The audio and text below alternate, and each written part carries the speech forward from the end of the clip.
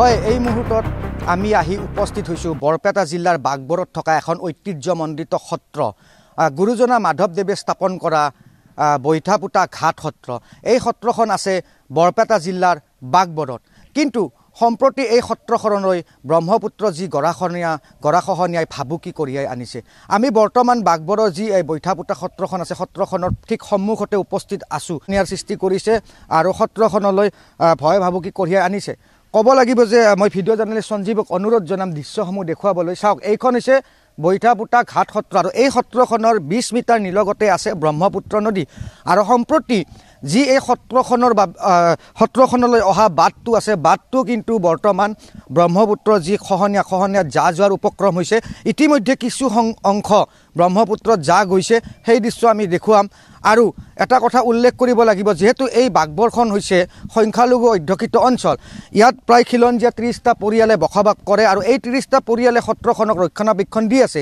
কিন্তু সম্প্ৰতি যি গৰাখহনীয়া, আচলতে গৰাখহনীয়াৰ কবলত পৰা বুলি ক'ব লাগিব। আৰু সম্পূৰ্ণ সত্ৰখনে যদি চৰকাৰ বা বৰপেটা জিলা প্ৰশাসনে ব্যৱস্থা নলয় অনতিপলমে, এই সত্ৰখনো কিন্তু যা যোৱাৰ উপক্ৰম হ'ব। মই দৃশ্যসমূহ দেখুৱাইছোঁ, চাওক কি ভয়ানক এক দৃশ্য।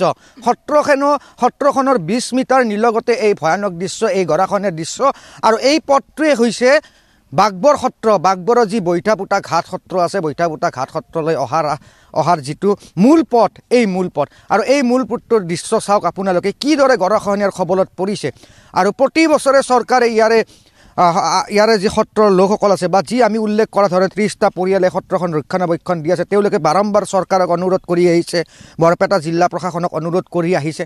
কিন্তু প্ৰতি বছৰে তেওঁলোকক আশা দিয়ে, কিন্তু প্ৰতি বছৰে এনেদৰে পৰি ৰয় আৰু প্ৰতি বছৰে গৰাখহনীয়াৰ কবলত পৰি গৈছে সত্ৰখন। এতিয়া দৃশ্যসমূহ চাওক, কি ভয়ানক দৃশ্য। এয়া হৈছে বাগবৰৰ বৈঠাপুতা সত্ৰৰ 20 মিটাৰ নিলগতে থকা মূল পথটোৰ দৃশ্য। আৰু যদি এইবাৰ বান আহিলে হয়তো এই যি মূল পথটো আছে, মূল পথটো ছিঙি যোৱাৰ উপক্ৰম হ'ব। ইয়াৰে যি আচলতে বৈঠাপুতা অঞ্চল স্থানীয় লোকসকল আছে অঞ্চলৰ, যি আমি উল্লেখ কৰিছিলোঁ যে ইয়াতে যিহেতু সংখ্যালঘু অধ্যুষিত অঞ্চল, যি খিলঞ্জীয়া লোক আছে 30টাকৈ পৰিয়ালে বাস কৰে, তেওঁলোকে ৰক্ষণাবেক্ষণ দি আছে। তেওঁলোক আছে আমাৰ সৈতে কথা পাতিম। বিগত সময়ত কিন্তু এই সত্ৰখনক লৈ বিভিন্ন চৰ্চা হয় আৰু বিশেষকৈ গুৰুজনা মাধৱদেৱে স্থাপন কৰা সত্ৰ। কিন্তু আজি সম্প্ৰতি গৰাখহনীয়াৰ কবলত পৰিছে আৰু সত্ৰখন প্ৰায় বিলুপ্তিৰ পথত। যদি অনতিপলমে ব্যৱস্থা নলয়, সত্ৰখন কিন্তু ব্ৰহ্মপুত্ৰই উটুৱাই লৈ যাব, সেয়া প্ৰায় নিশ্চিত। ইতিমধ্যে যি মূল পথটো আছে, পথটো এতিয়া উটি যোৱাৰ উপক্ৰম হৈছে। কি ক'ব? এতিয়া আপোনালোকে নিউজ চেনেল যোগে নিজে দেখাই পালাক আৰু কেমেৰাত আপোনালোকে ৰেকৰ্ডিং কৰিছে।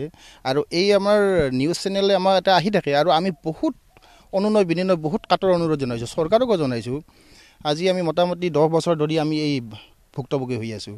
আজি এচৰ পৰা গৈ এতিয়া শেষ পৰ্যায়ে আহি পাইছে। গতিকে আমাৰ আৰু মানে ক'বলৈ আৰু জাগাই নাই। আমি কি ক'ম আৰু, ইমান অনুৰোধ কৰাৰ পিছতো আমাক তাৰমানে চৰকাৰে কোনো চকু মেলি নাচালে।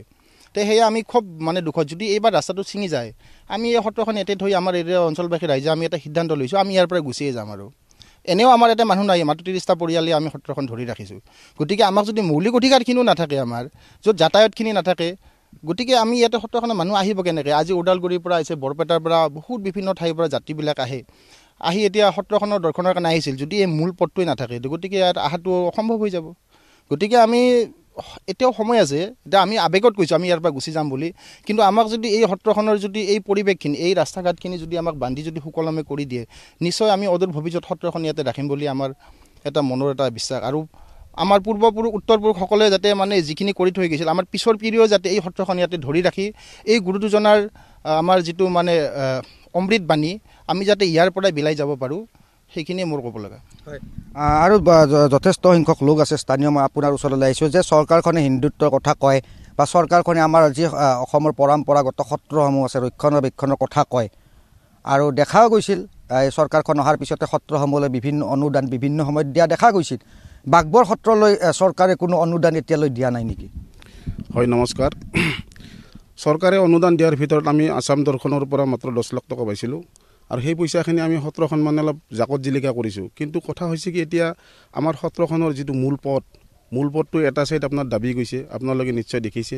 আৰু এই নিউজ চেনেলৰ দ্বাৰাই দিয়ে আমি এই গৰাখহনীয়াৰ যিটো কবলত পৰি আছে সত্ৰখন, আমি বহুকেইবাৰ আপোনাৰ অসম চৰকাৰক অনুনয় বিনয় কৰিছোঁ। কিন্তু আজিলৈকে কোনো ইয়াৰ আমি এটা সিদ্ধান্ত নাপালোঁ। যাতে চাওক আমি ইয়াতে মাত্ৰ 30টা পৰিয়াল আছোঁ। সত্ৰ মাধৱ গুৰুজনে স্থাপিত কৰা পৰিচালনা কৰি আছোঁ। সত্ৰখন পৰিচালনা কৰাত আমি এই 30টা পৰিয়ালৰ মানুহ গোটেই ফেমিলিখিনিয়ে আমি মানে ভাগৰি পৰিছোঁ। তথাপিও গুৰুজনাৰ সনাতন ধৰ্ম আমি নকৰিলেও নহয়, বহু বাধা বিঘিনিৰ মাজেদি আমি পৰিচালনা কৰি আহিছোঁ। তে আজিও মই পুনৰবাৰ সত্ৰবাসী ৰাইজৰ হৈ আপোনালোকৰ চেনেলৰ যোগেদি আমাৰ যিজন প্ৰতাপী মুখ্যমন্ত্ৰী আছে তেওঁক মই বহুকেইবাৰ কৈছোঁ যে আমাক একো দিব নালাগে। আমাৰ পৰিস্থিতিটো আমি কি পৰিৱেশত চলি আছোঁ, ইপিনে আপোনাৰ ব্ৰহ্মপুত্ৰ নদীৰ প্ৰবল গৰাখহনীয়াৰ কবলত পৰি আছোঁ। গতিকে তেখেতক মই অনুৰোধ জনাইছোঁ যে তেওঁ অলপ কেইদিনৰ ভিতৰতে এবাৰ আমাক আহি চাই ফেলে যায়। এইটোৱে মোৰ অনুৰোধ। পুনৰ আপোনালোকৰ লগত কথা পাতিম, কিন্তু মই এই মুহূৰ্তত এটা দৃশ্য দেখুৱাবলৈ গৈছোঁ। চাওক, এইটো হৈছে সত্ৰখনৰ মূল পথ, আৰু পথটো প্ৰায় ব্ৰহ্মপুত্ৰ নদীৰ গৰাখহনীয়াৰ কবলত, আৰু যদি অহাবাৰ বান আহে এই পথটো উটুৱাই লৈ যাব, আৰু যি বাঘবৰৰ যি ঐতিহ্যমণ্ডিত মাধৱদেৱ স্থাপন কৰা যি বৈঠাপুতা সত্ৰ আছে, সত্ৰখন সম্পূৰ্ণ যাব। মই দেখুৱাইছোঁ এটা দৃশ্য, চাওক, সেইখন বাছ, এই বাছখন আহিছে ওদালগুৰিৰ পৰা, অৰ্থাৎ ওদালগুৰিৰ পৰা ইয়াতে যাত্ৰীসকল আহিছে বাঘবৰ সত্ৰ দৰ্শনৰ বাবে, আৰু এই বছৰ তেওঁলোকে বাঘবৰ সত্ৰ দৰ্শন কৰিবলৈ আহিছে।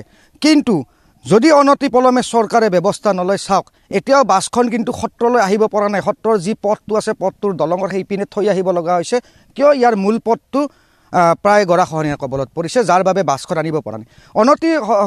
পলমে যদি ব্যৱস্থা নকৰে এই মূল পথটো উঠি যাব, তেতিয়া কিন্তু এই যি আচলতে বাঘবৰ সত্ৰ ঐতিহ্যমণ্ডিত বাঘবৰ সত্ৰখন আছে, সত্ৰখনত কিন্তু যিসকল আচলতে তীৰ্থযাত্ৰী আছে বা দৰ্শনাৰ্থী আছে, তেওঁলোক অহাটো বাধা হ'ব বা সত্ৰখন দৰ্শনো কৰিব নোৱাৰিব, কিয়নো ইয়াৰে মূল পথটোৱে নাথাকিব।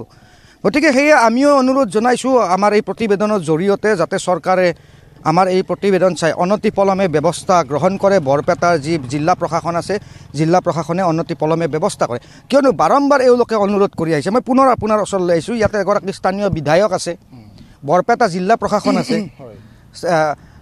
তেওঁলোকক কি আপোনালোকে অনুৰোধ জনোৱা নাছিল? স্থানীয় বিধায়ক চেয়াৰমান আলি আছে ইয়াতে, সমান্তৰালভাৱে বৰপেটা জিলা প্ৰশাসন আছে, জিলা প্ৰশাসনৰতো দায়িত্ব তেওঁলোকৰ সত্ৰখনৰ প্ৰতি। নহয়, আমাৰ স্থানীয় বিধায়ক মহোদয় আছে, তেওঁতো খুব বাকপটু মানুহ হয় না, তেওঁ সংসদত মানে আমাৰ সদনত আমাৰ কথা কেতিয়াবা ওলায়, কিন্তু যদিও আমাৰ যিটো দুৰ্যোগ, এই দুৰ্যোগৰ কথাখিনি তেওঁ নকয়। আৰু আমি যে ইয়াতে সত্ৰীয়া পৰিয়ালখিনি আছোঁ, আমাৰ যে ৰাস্তা ঘাট, আমাৰ যে পানী, যিটো আমাৰ জল জীৱনৰ পানী, এইবিলাকৰ একো সুবিধা নাই। তেওঁ আজিকালি এইবিলাকলৈ কোনো মাত মতা নাই।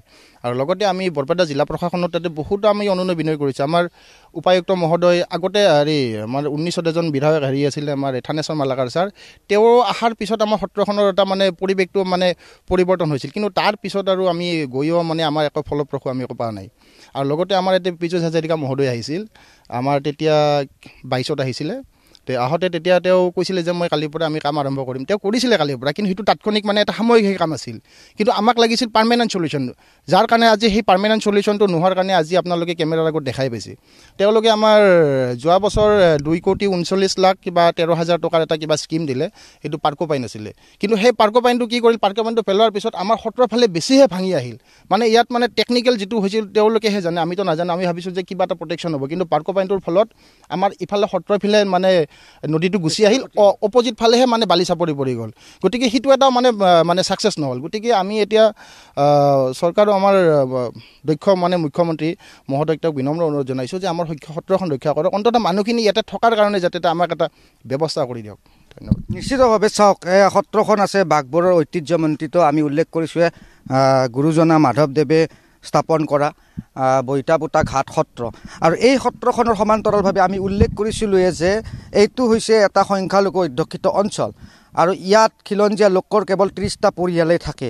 30টা পৰিয়ালে বসবাস কৰি সত্ৰখন ধৰি ৰখাৰ চেষ্টা কৰিছে, আৰু সেই 30টা পৰিয়ালৰ যিখন গাঁও আছে, সেই গাঁওখনলৈও কিন্তু এতিয়া ভাবুকি আহিছে ব্ৰহ্মপুত্ৰৰ গৰাখহনীয়া। তথাপি তেওঁলোকে গাঁওখনৰ কথাও তেওঁলোকে নাভাবি সত্ৰখনৰ কথা ভাবি তেওঁলোকে বাৰম্বাৰ চৰকাৰক অনুৰোধ জনাই আহিছিল, জিলা প্ৰশাসন আছে বৰপেটা অনুৰোধ জনাই আহিছিল, স্থানীয় বিধায়ক অনুৰোধ জনাই আহিছিল, কিন্তু এতিয়ালৈ কোনো ফল পোৱা নাই। সেয়ে তেওঁলোকে দাবী উত্থাপন কৰিছে, আহ্বান জনাইছে, যদি অনতিপলমে এই ব্যৱস্থা নলয়, এই যি গৰাখহনীয়াৰ ব্যৱস্থা নলয়, পৰৱৰ্তী পৰ্যায়ত হয়তো ইতিহাসত লিপিবদ্ধ থাকিব যে বৰপেটা জিলাৰ বাঘবৰত এখন বৈঠাপুতা সত্ৰ নামৰ সত্ৰ আছিল। সেয়া ইতিহাসত থাকিব যদি অনতিপলমে চৰকাৰ বা জিলা প্ৰশাসনে ব্যৱস্থা নলয়। সেয়া আমিও আহ্বান জনাইছোঁ চৰকাৰ তথা বৰপেটা জিলা প্ৰশাসনে অনতিপলমে ব্যৱস্থা লৈ ইয়াৰ যি বৰপেটা বাঘবৰৰ যি আচলতে বৈঠাপুতা সত্ৰৰ সমস্যা আছে, সমস্যাসমূহ সমাধান কৰিব লাগে। বিশেষকৈ আমি দেখুৱালোৱে মূল পথটো চাওক, যিটো মূল পথ সত্ৰলৈ অহা মূল পথ, সেইটোৱে এতিয়া গৰাখহনীয়াৰ কবলত, আৰু সত্ৰখনৰ মাত্ৰ 20 মিটাৰ দূৰত আছে এই পথটো। এই পথটো যোৱাৰ পিছত সত্ৰখনৰ যে গৰাখহনীয়াৰ কবলত পৰিব সেয়া নিশ্চিত। সেয়ে আমিও আহ্বান জনাইছোঁ অনতিপলমে চৰকাৰে ইয়াৰ ব্যৱস্থা গ্ৰহণ কৰক।